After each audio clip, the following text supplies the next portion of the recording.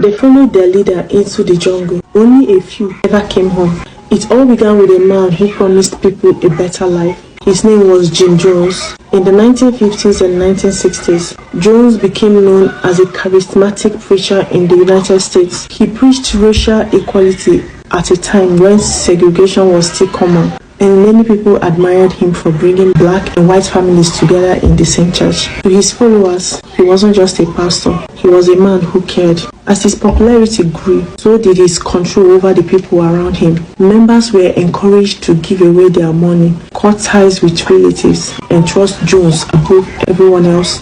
Eventually, claiming that enemies were trying to destroy his church, Jones convinced hundreds of followers to leave America and move deep into the jungles of Guyana, a small country in South America. There, they built a settlement they called Jonestown. At first, many believed they had finally found paradise, but life inside Jonestown slowly became very different from what they had been promised. People worked long hours in the tropical heat with little rest. Armed guards watched over the community.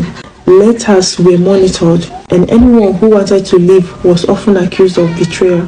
Jones held long meetings where he spoke for hours, warning that the outside world was dangerous and that only he could protect them. Some followers began to realize they were trapped. News of possible abuse eventually reached the United States, prompting Congressman Leo Ryan to travel to Guyana in November 1978 to see the settlement for himself. When Ryan arrived, many residents smiled and insisted everything was fine. But secretly, a few slipped in notes begging for help.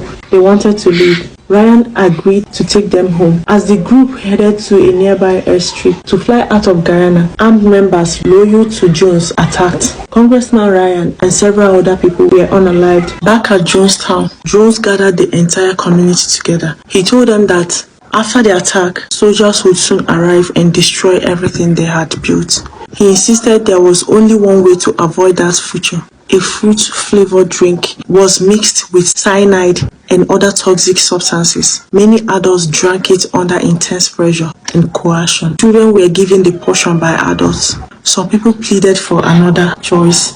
Some tried to resist. But within a short time, more than 900 people had died, including over 300 children. When investigators arrived the next day, they found one of the deadliest civilian mass deaths in modern history.